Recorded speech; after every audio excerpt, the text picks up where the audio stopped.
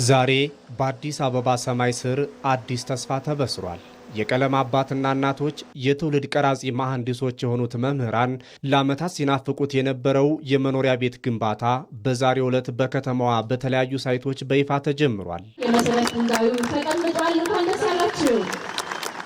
የመኖሪያ ቤት ግንባታውን በቦሌ አራብሳ ሳይት በይፋ ያስጀመሩት የአዲስ አበባ ከተማ ከንቲባ አዳነች አቤቤ ሁነቱ ለመምህራን ክብርና መብት ትልቅ ዋጋ የተሰጠበት ታሪካዊ ምዕራፍም ነው ብለዋል። መምህራኖች ልብ ልትሉት የሚገባው ከተማችሁ ያላትን ሀብት ሰጥታችኋለች።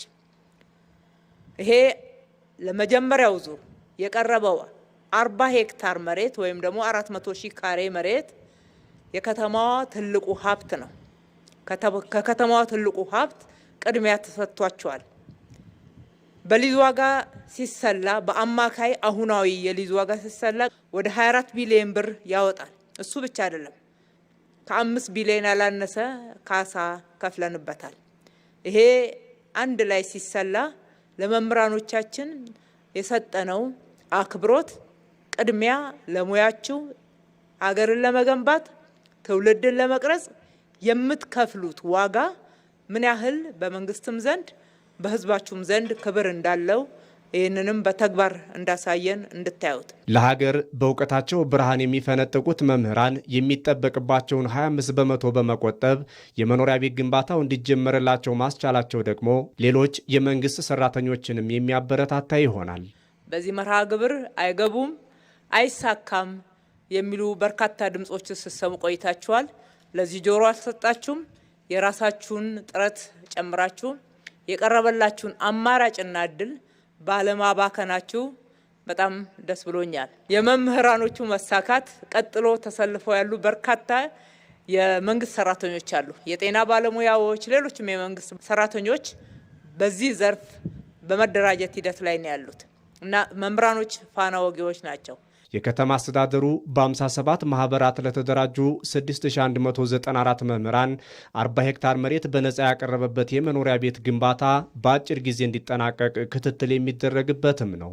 እነዚህ ቤቶችም በተለወጠ አሰራርና መርህ ተመርተውና በጣም ባጠረ ጊዜ ተገንብተው ለተጠቃሚ መምህራኖቻችን እንዲቀርቡ ለማድረግ የሚያስችል በቂ ቅድመ ዝግጅትን መደረጉን በልበ ሙሉነት እየገለጽኩ ይህንን ለዜጎች ቅድሚያ የተሰጠ ታሪካዊ ውሳኔ በማሳለፍ ህዝባዊ ወገንተኝነቱን በተግባር ላሳየው የከተማ አስተዳደራችን በተለይም ለተግባራዊነቱ ፍጹም ቅን በሆነ ልባዊ የሆነ መሻት ለነበራቸው ክብርት ከንቲባችንን ያለኝን ክብርና አድናቆት እየገለጽኩ እንኳን ተሳካሉት ማለት እወዳለሁ።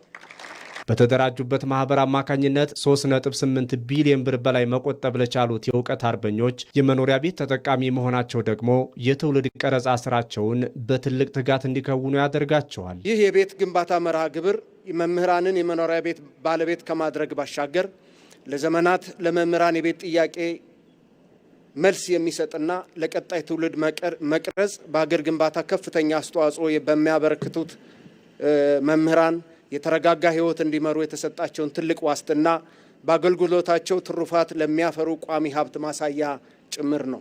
በመጀመሪያ ደረጃ ፋና ወጊ ሆነው የመኖሪያ ቤት ተጠቃሚ ለመሆን ግንባታው የተጀመረላቸው መምህራንም በደስታ ውስጥ ሆነው ተስፋቸውን አለምልመዋል። እንደ ከተማ አስተዳደር ለመምህራን ልዩ ትኩረት ተሰጥቶ በዚህ ደረጃ ላይ በአጭር ጊዜ ምላሽ ማግኘቱ በጣም ደስ ብሎናል።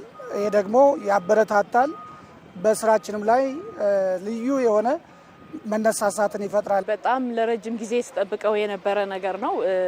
እንደምታውቀው አዲስ አበባ ላይ የቤት ባለቤት መሆንና ቤት ማግኘት በተለይ ደግሞ በየዕለቱ እያበበች እየተለወጠች በምትሄድ ከተማ ባለቤት መሆን ትልቅ መታደል ነው። በጣም የብዙ ዘመን ምኞቴ ነበረ። ያው ቤት የለኝም እኔም ደስተኛ ነኝ። በቃላት የሚገለጽ አይደለም የተሰማኝ ደስታ። መምህራን በስራቸው ላይ ሙሉ ትኩረት እንዲያደርጉና በንቃት አስተምረው የነገዋን ኢትዮጵያ በጽኑ መሰረት ላይ እንዲገነቡ እንዲህ አይነት የልማት ተጠቃሚነት ትልቅ ስንቅ ይሆናቸዋል።